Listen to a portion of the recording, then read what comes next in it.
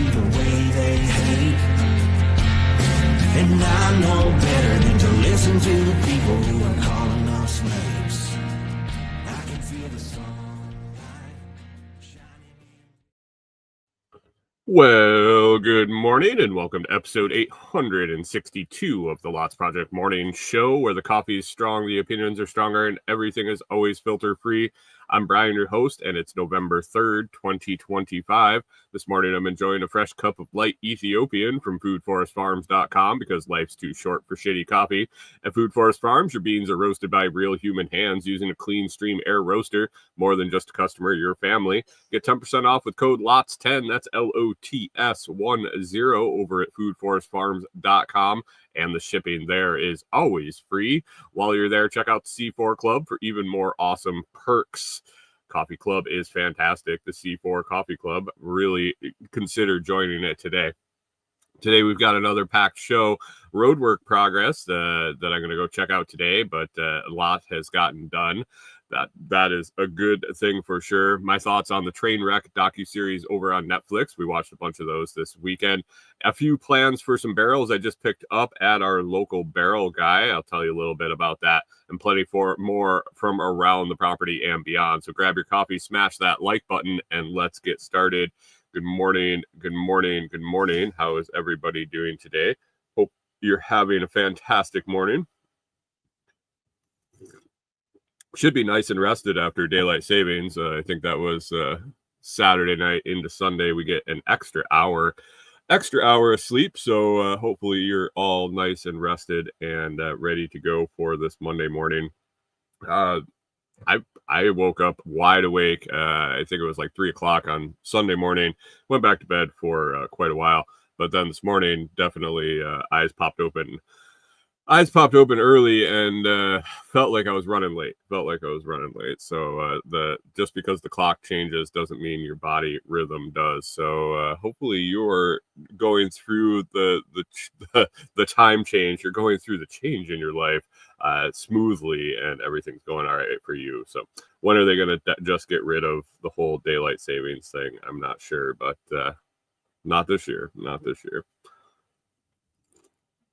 So this light Ethiopian that Brian sent out this month for the C4 Club finished up the Survivors blend. I believe it was the 8s I was drinking, either the Aces or the 8s. I can't remember. I didn't really look at the label that closely, but it was the light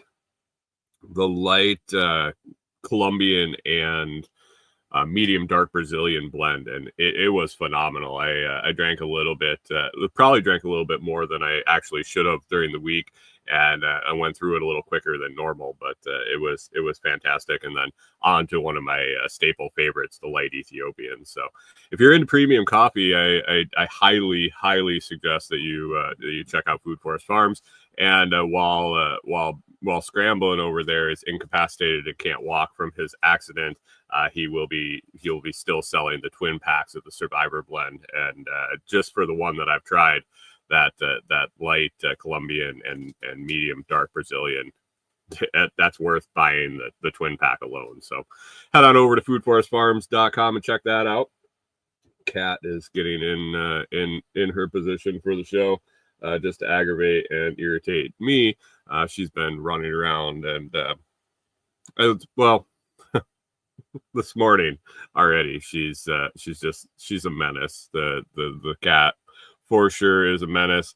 She dumped over our kindling box, had a little side box of kindling and fire starters sitting there, and all of a sudden I hear it just dump over. And so she decided that she wanted to play in the box, and that it wasn't for storing the things that we wanted in it. And so she was playing in that for a little while, and then ADHD herself, she just started running around playing more. So I imagine at some point we might get her climbing up the back of the chair this morning like usual. So we'll see. She actually has an appointment on Friday. She is going to go get spayed, and from what I understand, once you spay a kitten, they kind of calm down. So I'll be excited if that happens and we get her to calm down a little bit, because she's pretty good. I don't know. can't complain too much, I guess, but she definitely has her moments where you just want her to chill the fuck out. So anyway, last week on an offhanded comment, I made a prediction on the Bitcoin price this morning. Might do that every week. I don't know. We'll just we were throwing out guesses. Bless you, Corey. We were just throwing out guesses over in the Telegram group at the beginning of the week. So if you want to get in on this and you want to make a guess every week, you can head on over to the Telegram chat at t.me/LotsChat. That's t.me/LOTSCHAT, t.me/LotsChat. You can put that in any browser if you don't use the Telegram app, and it should prompt you to download it. It's a really cool communications app, and just ask to join the group and look for the pinned message. It should be a message about what the Bitcoin price is going to be the following Monday morning, and might as well do it right off the bat every Monday while I'm having my coffee and we're getting rolling here. Last week, you can see over my shoulder my guess. Morning, Mike's Homestead. Thanks for popping in. My guess last week is $122,651 per Bitcoin. I was way off. I was way off, but I wasn't the farthest off, so that's nice. That was definitely not the farthest off. So I got the list of guesses here. We'll start from furthest to closest. Just so you know, the current Bitcoin price as of me talking right now is $107,838. $107,838. So we got 1, 2, 3, 4, 5, 6, 7 guesses in this week. First guess was the furthest away, was 128,555. That was Mr. Coffee Scrambling himself from foodforestfarms.com was the furthest away. Brr, boo. Oh, I should get the hold on, guys. Scramble it in with the guess of 128,555. Oh, it was bad guess. Then we got John Palmer coming in at 125,783. Not much better. My guess, I already said 122,651. Getting a little closer. Blueberry, Texas, over in the Telegram group, guessed 118,757. That's not very close either. We really packed it in on guessing the Bitcoin price this week. Canadian Farmstead rolled in a little closer at 117,623. Wilder Life getting even closer at 114,567. And man,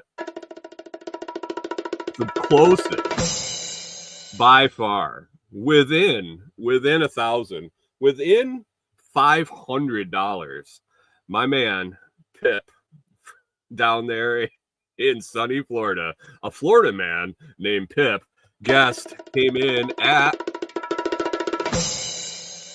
107,412.76. Even came in with the change, which I don't have on my reading, so I'm not sure how close that actually made him. But man, he even went with the closest to actual without going over. So old Price is Right rules. Congratulations, Pip. You win absolutely nothing other than congratulations, Pip. So we'll be doing this again next week. So head on over to the Telegram chat and put your guess in what the Bitcoin price will be next morning. Congratulations, Pip. So, and anyway, since we got all of that kind of stuff out of the way, back to normal. Haven't got a bunch of work done on the cabin.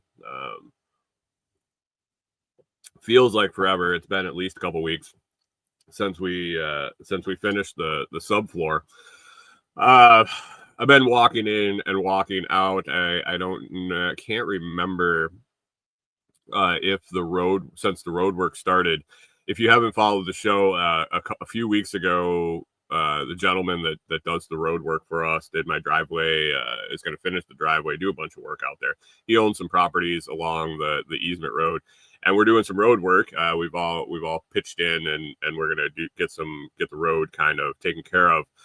He started the work, took off. We got a bunch of rain and fresh cut clay and no chert and mud and rain. It just all doesn't work, especially with my truck and being the only vehicle we have. I can't afford for it to get stuck.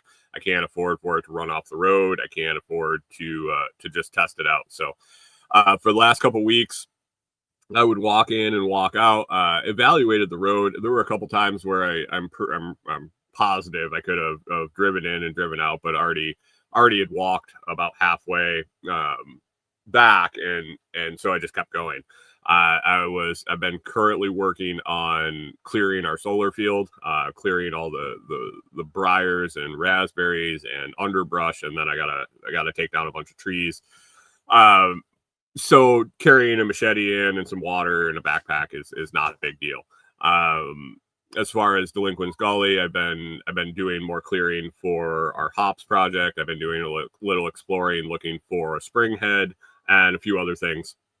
So nothing where I needed to drive back. It was actually like a half-mile walk to start my day and end my day. Not horrible by any means, and I could probably use the exercise. So that was the last couple weeks. And we're waiting for our windows and doors to come in that we have ordered. I've been waiting to kind of figure out the road situation, watching the weather and whatnot to order framing lumber to continue the project. So we've been on a kind of a hard stop. Windows and doors, I think they're coming in this week, maybe next week. I have my list for our framing lumber that I'm going to just have them deliver it all at the same time whenever we can get in. And hopefully it's soon enough that we don't have to pay some stupid storage fee or housing fee or something like that for the windows and doors. Otherwise, I'm going to have them delivered somewhere and move them once we have access. So this is for the whole week, this kind of where I've been sitting, and hadn't really heard from the guy doing the work. And Saturday, Corey and I went out to get mail. And so we pull in, and sitting up at Jamie's house, the first house on the easement road, was a Mini X, and our buddy that's doing the road work was sitting in the Mini X.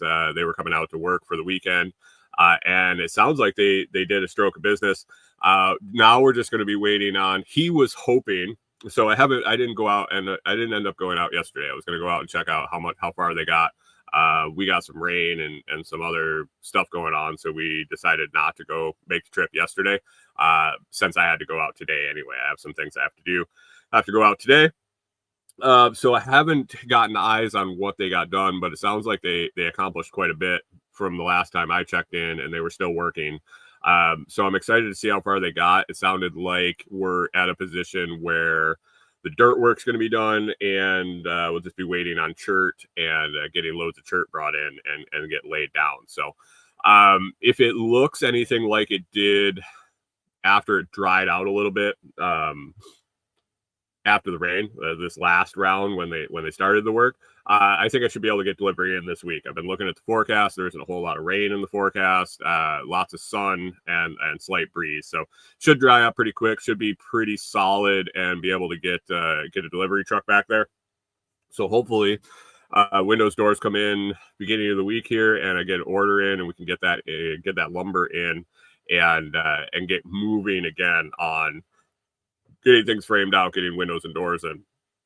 And then after we get that done, we'll get that metal siding on the outside and at least be dried in, if not framed in, dried in, and insulated before it gets super cold. So we will see. I'm excited to go out and check out the road work, check out what he decided to do and how much they got done. So that'll be later this morning. So you'll have to stick around for next week to get the update on whether the road is accessible if we got a material delivery, and what happened during the week. So that is the cabin lack of update, I guess, would be a better term than update.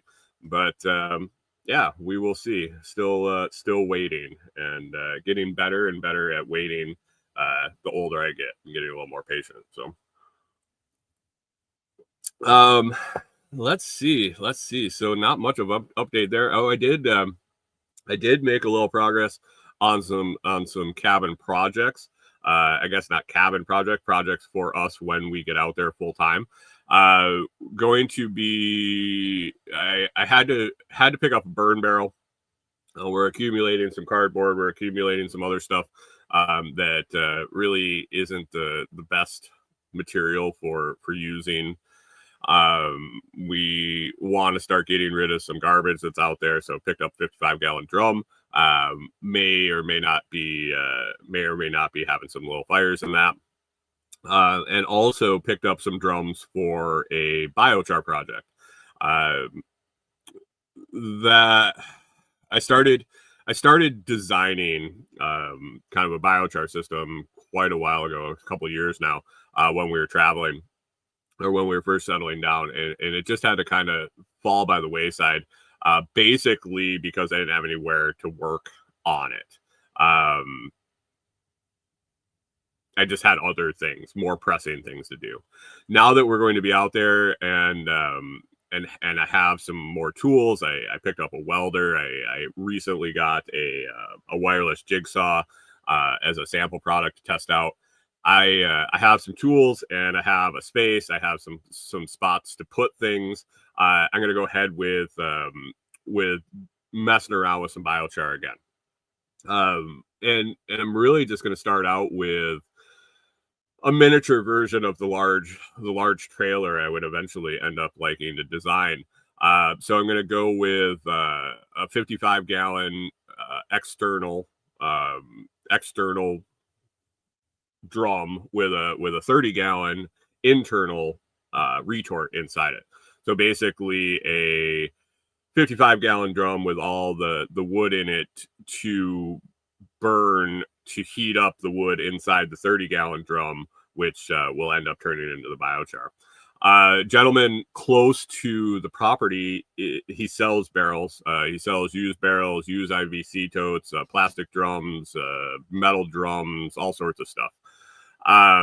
We've picked up some black plastic IVC totes for him for rainwater collection.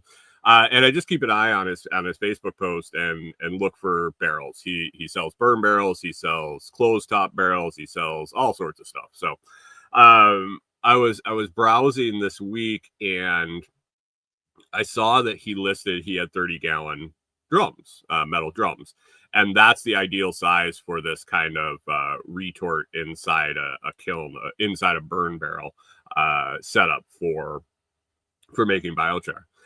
And so I reached out. I said, "Hey, man, you have 30-gallon open top in stock?" And he's like, "No, I don't. I actually got a guy that swings by every time I get him in. He swings by and picks them all up, and he makes heaters out of them or something." And I was like, "Oh, bummer.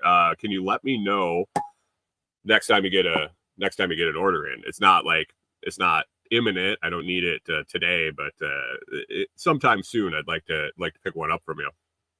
And it wasn't like maybe 7 hours later, he sends me a message. He's like, "Hey, guy just dropped off a bunch of 30-gallon drums. If you want one, I would go. It's usually only a couple days." And that guy comes and scoops them all up.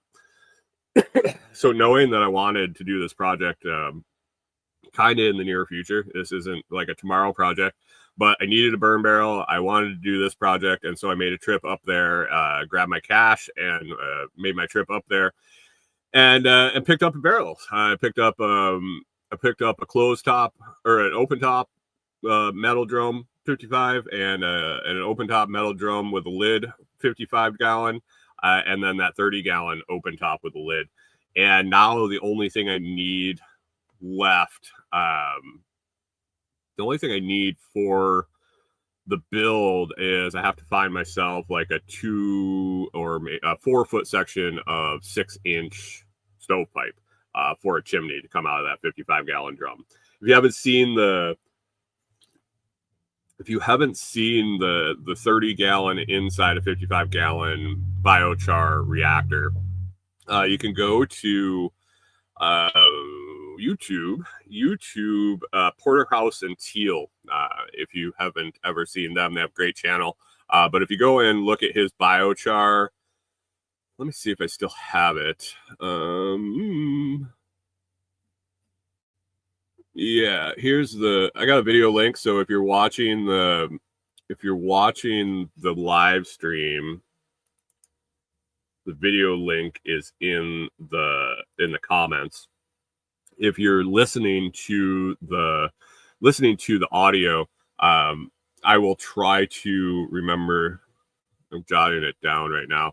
I'll try to remember to get the YouTube link for this biochar reactor in the show notes. Give me 1 second here. But anyway, it's a really cool setup. One of the things I like most about it is you fill the negative space. So obviously you put a 30-gallon drum inside a 55-gallon drum, and there's some extra space. You fill that with the wood that starts the reaction. Basically you burn it and get it hot enough that the wood sealed inside the 30-gallon starts to off gas. It starts to put off wood gas. It's the process called pyrolysis. It's basically burning the wood with no oxygen. And instead of burning like a fire, it actually heats up to the combustion temperature, and it puts off organic gases. It off gases basically what they call wood gas. And if you put some holes in the bottom of the 30-gallon drum, it'll push the wood gas out. And the wood gas is flammable. It's very volatile. It's pretty flammable. It's definitely flammable. And the beauty of this system is once the reaction starts and the inside drum starts pushing off that wood gas, and it pushes out the holes into the already lit wood that's heating up this center container, that wood gas basically becomes the fuel to complete the heating cycle of making the biochar on the inner drum. So basically it burns and it off gases, and it sustains that flame and that heat until it stops off gassing. And the beauty of it is when it stops off gassing, that means the biochar is done and the flame goes out. So if you make biochar, if you've messed around with it at all, and you've gone through the process of quenching it with water at the end to stop the reaction, to keep it from burning into ash, there's a bunch of different methods to making it, but most of them require water and quenching it to finish it. This system basically extinguishes itself, and you just set it up, you load it up, you light the fire, you kind of monitor it for a little bit, and once it's going, it just burns until it's done. And when it's done, it's done. There's no more heat, there's no more fuel, and it just cools off, and you're good. So this is one of the key points in what I was thinking about for a long-term project with a unit that is mobile and you can use it for different size batches and things like that, is if I wanted to use it in remote places where I don't have water, I don't have to worry about the quenching to make good biochar. If you use this process where you're using some wood to get the reaction started, and then using the wood gas that's being output as the fuel source, once that's gone, it's just done. So that's the system I want. That's the beauty of it, is the no water. You can pretty much do it anywhere if it's set up right. And so I'm going to mess around with that. Should be here in the next few weeks, depending on when we get material, what we're doing on the cabin build, what we kind of have, what we have cooking in as far as time. as far as time commitment, doing things. And if I have some free time, I might mess around with getting this put together.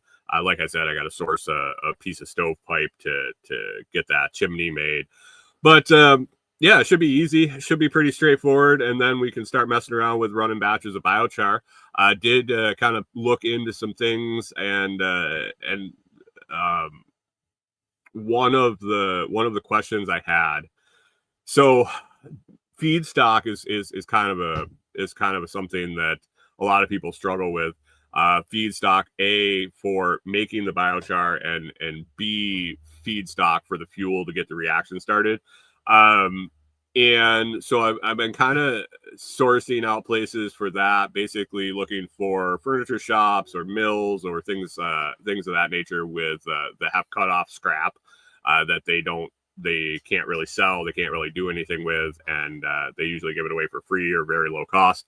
That is one option. Another option is fuel for is wood from the property or biomass from the property. And so I started digging in to see if the deadfall, half rotted, really punky wood, which we have a ton of on the 15 acres that we're managing there. This is old branches that have fallen down and laid in the forest floor and just kind of started to disintegrate. If that stuff made good char. I wasn't sure because there isn't a whole lot of fuel there. I don't know if you've ever picked up a kind of a rotting, decomposing branch in the woods and it kind of crumbles. If you throw it into a bonfire, it just smokes and smolders and doesn't really do a whole lot. This stuff is actually really, really good for making the char, the feedstock that turns into the char. It really isn't good for starting the reaction. That stuff in the outer barrel, in that outer area that you light it to get it up to temp, basically to start the whole process. We have a ton of this rotting stuff, so we have a lot of potential material to turn into the biochar, and now I'm just sourcing wood to start that reaction, to fill that outer space to get lit, and have some few ideas. We have a pretty decent source for pallets close, and I'm thinking pallet wood would burn really nice and hot and quick and get that reaction kicked off. We'll have lots of end scraps of firewood and things like that in the long term, but right now we don't have anything like that cut and ready to go and dry.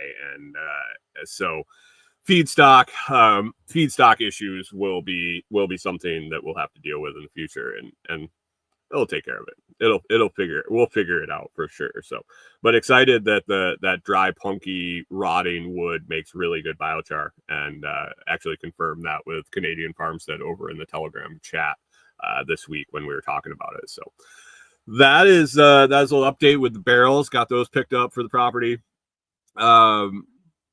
Wood stove's running. Our wood stove here is running. We kicked off the wood stove season here in the camper with the cubic mini wood stove. We're getting down to the high to mid 30s this weekend, overnight temperatures, and then not really up. They're kind of rainy, dreary, drizzly days where the sun wasn't beating on the camper and raising the temperature. And so we decided to kick off some fires. I think we started Friday evening. We had one just to get things going and make sure the stove was up to snuff. I talked about last week that I got up and cleaned the stovepipe and got everything prepped up and ready. It worked. It's good. It is what it is. It's a really tough setup in our camper that Mike's Homestead said he lit his wood stove Thursday night. Yeah, it's about that time of the year. It looks like tonight. So we have it rolling this morning. It was 32 degrees outside, 32 degrees this morning. Currently, I think it still is 32. I think we were looking at today, and then the rest of the week, it looks good. We have to play a game here. We look at the forecast, look at what the day is going to be, because if we light a fire, if it's going to be like the low 40s and then it's going to be in the 70s during the day when bright sun, by like 9 o'clock, it's warm in the camper from the sun beating on it. So we have to kind of look at the day as a whole and decide whether we want to light that fire off. I think we're going to be there probably today, maybe tomorrow. The problem is my stack of wood outside that I was hoping it was left over from last year and had it stacked up there. I'd been peeking at it recently to decide if it was any good, and it looked nice and dry. It looked like it sat there all year and dried out. If you recall, if you were listening to the show last year, you'll recall that I purchased some wood, a couple batches of wood last year that weren't necessarily seasoned and dry like they should have been if they were for sale. Realized quickly that people in Tennessee and people in Minnesota have completely different ideas of what dry seasoned wood is, and it makes sense. I mean, Tennessee, you're not using your wood stove like you are in Minnesota, life or death. I think Tennessee, even if your wood stove didn't burn real hot or it didn't work real well or didn't light and it's a pain in the ass, it's not the end of the world. It doesn't get too extremely cold here, and when it does, you can get by, or you can find some place to get warm. Minnesota, it's such a long season, it gets so cold. If you don't have dry seasoned wood, you're just basically screwed. So coming from a different world, and even growing up in New York, there was cold. It was cold enough for a long enough time that people that were burning firewood knew that it needed to be at least a year season, maybe 2 year season. I think the stuff that they were selling last year was the one couple probably cut it down that morning. And the second couple, it was better. The second load of wood I bought was better. But it still left a little bit to be desired. So I was hoping that it dried up over the summer. A lot of it just got rotted. A lot of it's pithy and crappy, and we'll see. I cut up a bunch and brought a bunch. We had enough for a fire this weekend and this morning, and I will probably run out maybe today or tomorrow. I do have a source out at the property, a couple of huge deadfall trees that kind of landed and lay with the trunk up in the air, so they haven't been rotting. They've just been drying in the sun and the breeze.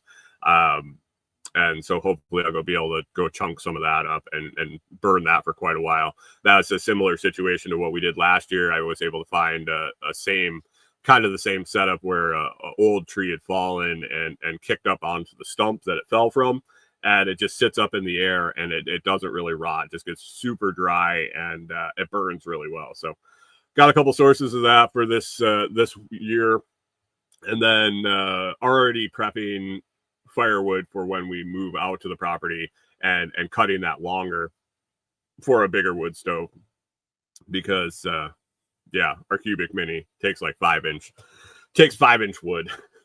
Takes a little wiener, and then the wood stove we'll have in the cabin will end up taking more like 16 to 17 inch. So I don't want to cut all the stuff up into little tiny pieces and then not end up using it. And so a lot of work to cut that up. So anyway, wood stove's rolling. It's nice and cozy in here, and excuse me. It's been going good. It's working well. Had to order a new screen for it. Probably should have done that last year. We have there's a little air intake on the front, and we have to go in there and clean that out every once in a while. And when you take the plate off and take the flame arrest screen out, it just, I mean, our stove's 4 or 5 years old. Just got old and brittle and broke, and we've been dicking around with it. Last year, for the majority of the year, it was in 2 pieces, and it wasn't horrible to be able to hold it up with 2 pieces and get the plate over it. Towards the end of last season, it ended up breaking into 3 pieces, and it's really, really difficult to hold it and get it put back together. So Corey put her foot down and said, "We need it. We need new screen." and I agreed for sure. I wasn't able to do it with 2 pieces, let alone 3. Get it back together. That was all on her, and so I got that ordered. Coming from Canada, we'll see how long it takes. The screens were like $5. Shipping was like $5, and I don't know how much tariffs are. I'm pretty sure they take care of the tariffs, but I don't know what kind of shipping delay we're going to have en route from Quebec to Tennessee, because the company that we bought the wood stoves up in Quebec, we've been really happy with it. If you're looking for a stove to heat a small space, Cubic Mini Wood Stove makes a great product. I think we're going to be pulling it out of the camper and likely transferring it into a shed or workshop or another structure on the property. It isn't big enough or strong enough to handle a 750 square foot space that we're going to have. Probably more like a 200 to 300 square foot space. It would really heat up well. If it's well insulated, probably bigger than that. Camper is a tough situation because it's basically a hallway in here. If you've ever been in an RV, you kind of know. And the only place we had to mount it is about halfway in the middle, and so it doesn't heat very evenly in here just because of the setup. But the product itself works great. I think for a workshop or a shed, Cubic Mini Wood Stove is something you're going to want to check out. So that's going. Wood stove is running. Got the burn barrels and the biochar barrels for our property. What else is on my list here? Snap. Oh, snap, guys. Government's still shut down. How are you doing with it? How are you doing with the government shutdown? Have you noticed? Is it affecting your life so far? I tried to look this weekend about Snap. That was the big thing going into November 1st. Here we are, November 3rd. Snap benefits were supposed to run out. Snap being the supplemental, I had it here, supplemental nutrition assistance program, food stamp, basically food stamps. We're supposed to run out on November 1st. It sounded like last minute a couple judges said that the federal government has to fund it, and the federal government said, I don't know about that because we don't have any money, and legally we can't use this funds or that funds. I didn't really get into reading the whole thing very much, but basically it sounds like they're going back and forth to decide who needs to fund it, if they need to fund it, and the whole it's just a mess, it looks like. There were quite a few rumblings online about what's going to happen when people don't get their SNAP benefits this weekend. Will there be riots? Will there be people just stealing shit? And I don't know. I haven't seen any updates, to be honest, guys. And I didn't want to really go down that rabbit hole this weekend. I was having a good weekend, getting some stuff done, and spending some time with Corey. And I didn't really want to go down the rabbit hole of people fighting and stealing and all of that stuff and flood my feed with it. So what have you seen? Have you guys seen anything happening? Have you seen I know there were definitely more than a few people that were saying we're just going to go take what we need. If they're not going to send us the money, we're just going to go take it. I haven't seen a whole lot. I think I saw a parody of that video, but really I didn't spend much time on socials this weekend for sure. So I don't know what's happening. I don't know what's happening. Locally, we didn't go out. We went out to the property, and the rest of the day we stayed home. So I haven't really ventured out. I know that lack of SNAP benefits will definitely affect a lot of people in this area that I'm staying in. It is pretty rural. It is pretty poor. And it's just going to affect the area. I haven't been out since it's run out, or maybe run out. And from what I saw initially, it looked like Tennessee was not going to cover any shortages.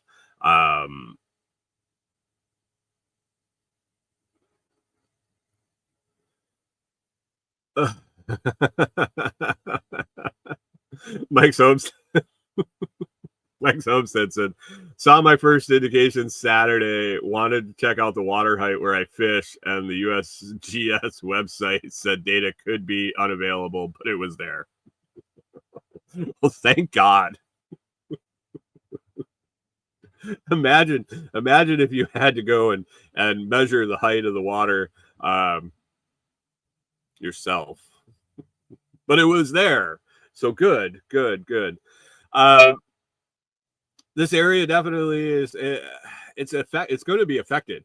But the beautiful thing I did see on social media over the weekend, which made me feel good, made me also scratch my head a little bit, was I've seen at least a dozen, and I'm sure there's more, just a dozen in my small feeds, different places that were doing food drives, were doing charity fundraisers, were putting together emergency food boxes, were organizing distribution for donated food. And I remember when I was a kid, there was a lot more of this. There was a lot more of the church. I'm not a huge church guy. I'll be the first one to tell you that I don't go to church. I have a lot of questions for people. I don't have a problem if you do. It's not for me. I like to discuss it. It's an interesting thing to me, but I just don't partake. But the churches took care of a lot of food shortages, a lot of food bank stuff. There were private organizations that were handing out food. There were, it felt like there was a lot more of that. And I read something along the way in my life, and I can't remember where it came from or who said it, but it was an analysis of charitable donations having an inverse relationship to taxation amounts. So as taxes went up and the government took more of your money, you had less money to donate. And one of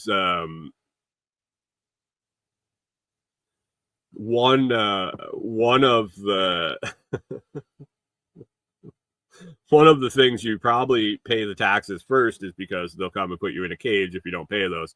The church isn't going to come and put you in a cage. I mean, you might end up in hell or something if you stop donating to the church. So good morning, Hunter. Thanks for stopping in. He says the local Walmart made half on Saturday under last year. Are you saying that their gross sales, their sales for Saturday was half of the previous year? There could be a lot of things to do with that, but I'm sure that the SNAP benefits has a huge impact on that.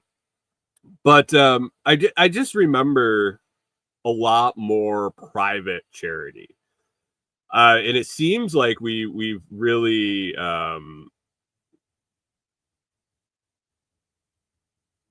it seems like we've gone to a complete reliance on the government, and that local stuff has really faded away.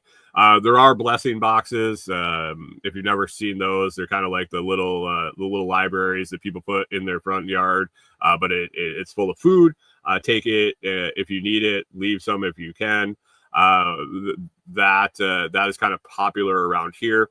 But it was amazing to see the people figure out how to take care of themselves when it wasn't even at the point where the benefits had been cut off. People were preparing, people were organizing, people were putting together ways to make sure people didn't go hungry. Why are we doing that instead? I saw a figure that the SNAP program costs the government, costs the taxpayer if we really want to be honest, the government doesn't make any money. The SNAP benefit costs the taxpayer $8 billion a month. $8 billion a month. I'm curious how many commodities boxes, I think is what we ended up calling it in the Telegram chat. But a box of food, a box of essential food, something that you picked up on Monday, it lasts 3 or 4 days, and then you come back later in the week and it lasts for the rest of the week. How many of those boxes could we put together for $8 billion a month? How many of these local food shelves, how many of these charity programs, how many of these Meals on Wheels, not government funded, could be done for $8 billion a month? You always know that the least efficient way to handle dollars is through the government. What is it? The most effective way is spending your money on you. The next effective way, most effective way of use of money is spending your money on someone else, and the least effective way to use money is to spend somebody else's money on someone else. Was that the whole thing? I think there might have been 4 levels there, but definitely the least effective was using someone else's money to benefit someone else, and so that is definitely taxes. Hunter says the news reported that a local soup kitchen served 700 meals over the weekend, but that's about normal if you dig. Nearly half the Haitian immigrants are on SNAP. How many? What's the number? 6 is half of 12.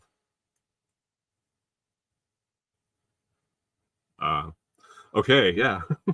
No context on what half is. But anyway, why can't we take care of each other? Why is the government in control of taking care of people?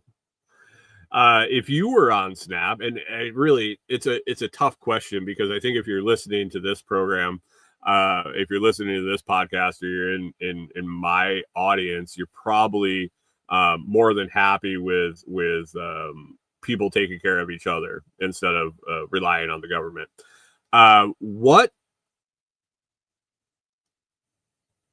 if I was trying to think about if I was on SNAP, if I was taking SNAP benefits, if I was dependent on the government, would I rather be dependent on the government or on local charity, on local help? And I can't stress enough that it would be definitely the local people. But just seeing that $8 billion a month price tag on SNAP, and watching how quickly folks organized and have food available and ready for distribution, and a plan for distribution within days of a potential outage of the SNAP program with no funding. This all came from people that have already paid taxes, so they've already given the money for the other program, and somehow have come up with the means and the funds and the food to fill these shelves and be ready.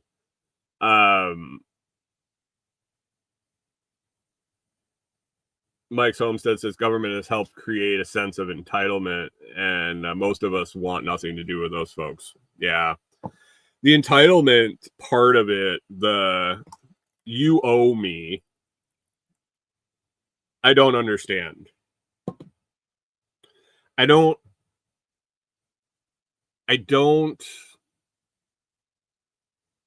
feel, I don't have I can't put together how that ends up happening.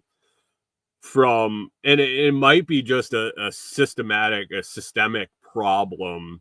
When has it been generations that it's been happening? Has your family or have you been receiving SNAP benefits since? Is that like the first thing you know? Is that the only thing you know? I picture myself having to go and ask for help, which is very hard for me to begin with.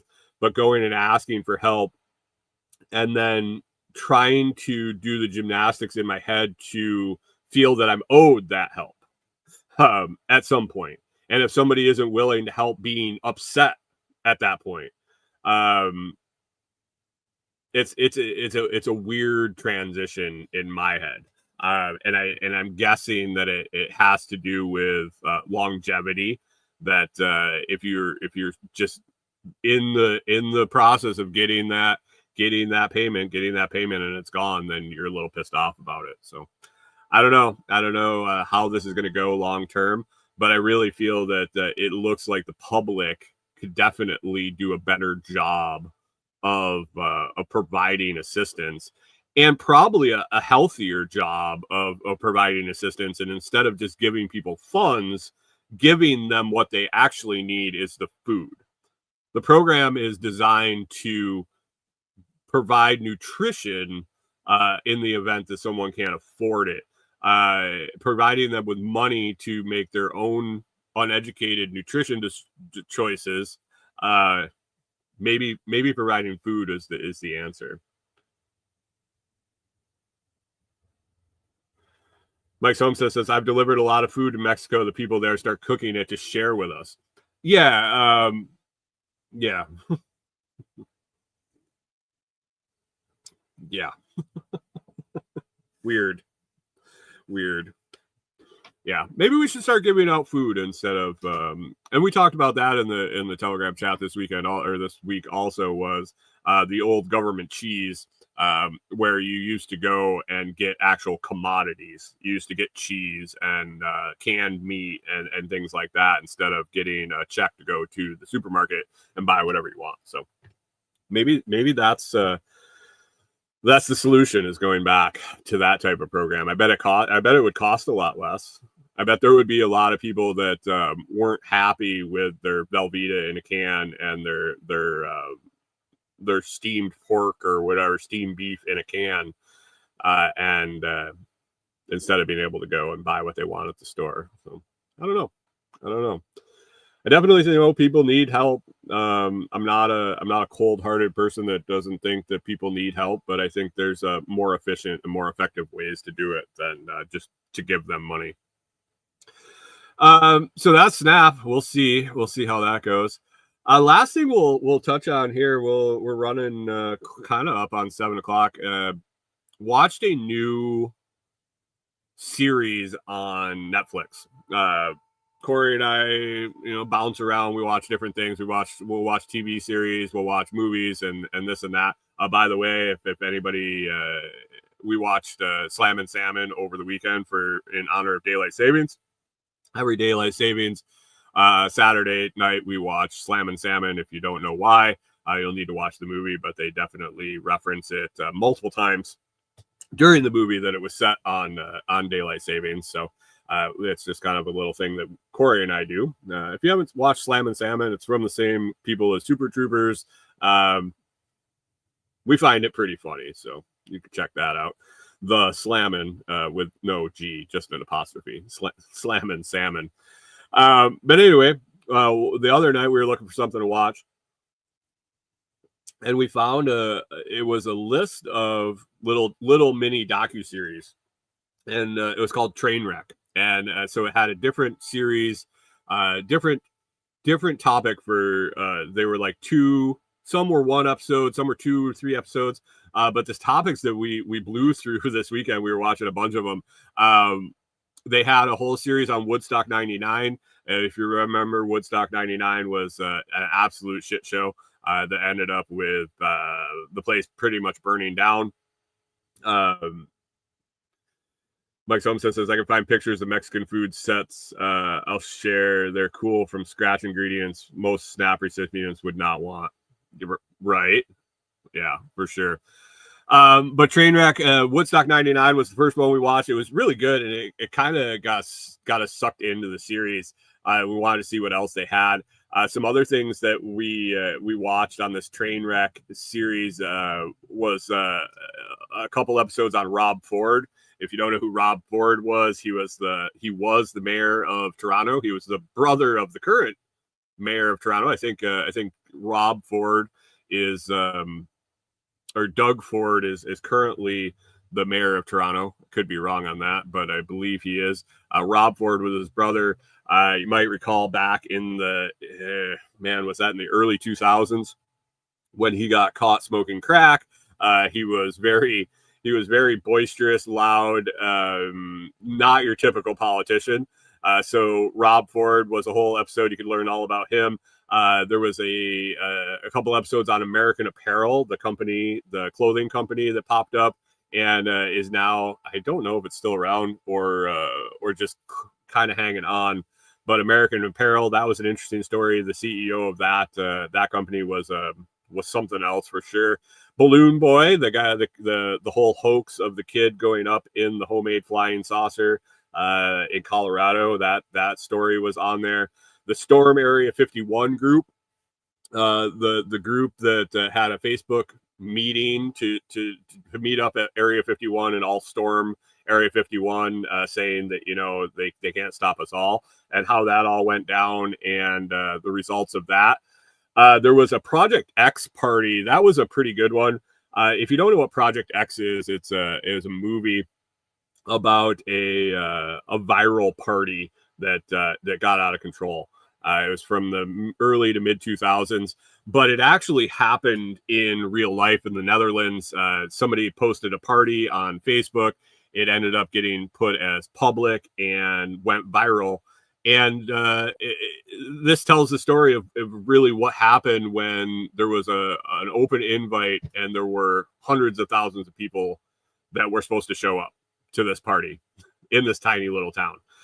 So you could check that out. And then there was an episode on the Astro World, the Travis Scott concert in Houston, where a bunch of people died from being crushed in a rush, and kind of how it happened, the story behind it. So if you're looking for some shorter docuseries, some stuff that you may remember happening, you maybe not know the whole story behind it. Maybe you heard about it in the news, and there were definitely interesting stories. They were well done. Check it out. Trainwreck over on Netflix, and I would definitely suggest the Woodstock 99, the Rob Ford one was really good. The Project X one I found pretty entertaining. So that's kind of what we've been watching.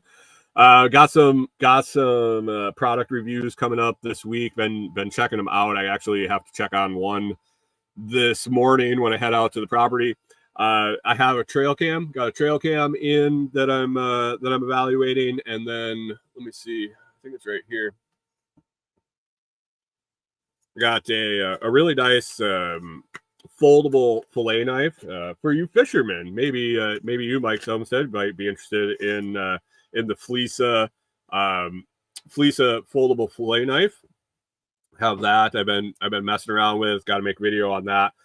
Got a wireless, cordless jigsaw that it's still in the box. That's actually picked that up this weekend from the mail. I got to get that out and check it out. But I got a bunch of products on the way. I took a step back and really wasn't requesting a whole lot of products. I was getting caught up with a bunch that I had evaluated and was working on the cabin a lot. And since the cabin work really tailed off, I went on and put some time in and looked for some more products to request and talked to a bunch of companies about getting some samples in for evaluation to just get some more videos up. And so I got a bunch of stuff coming. I'm excited about that.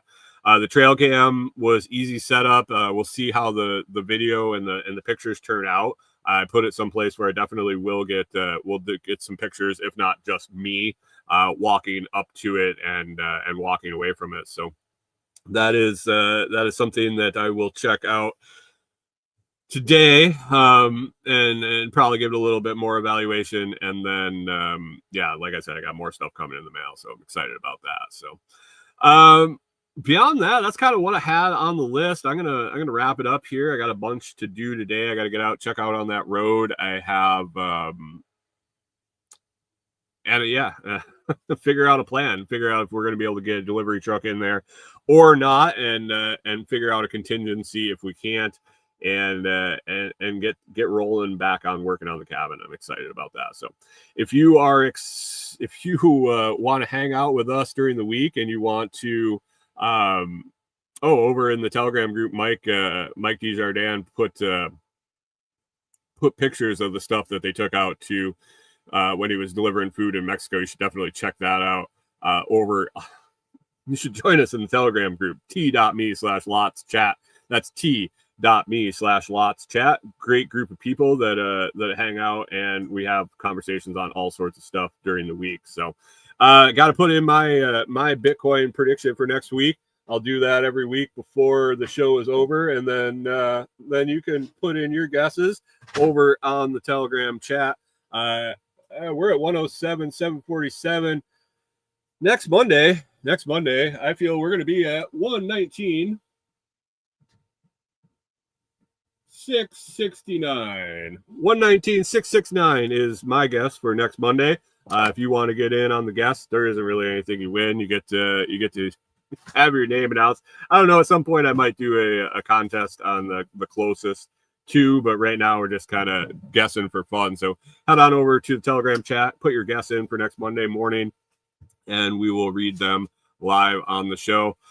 Beyond that, guys, I hope you have an awesome week. It's supposed to be a beautiful week of weather here, and hopefully we get rolling again on the cabin project, so we can eventually end up out there and enjoying nature. So hope you have an awesome week. I hope you get everything done you need. We'll see you over in the Telegram chat. Be sure to check out the sponsors and stuff listed in the video and audio descriptions. Help support the show, and I appreciate that. So we will talk to you again next Monday morning.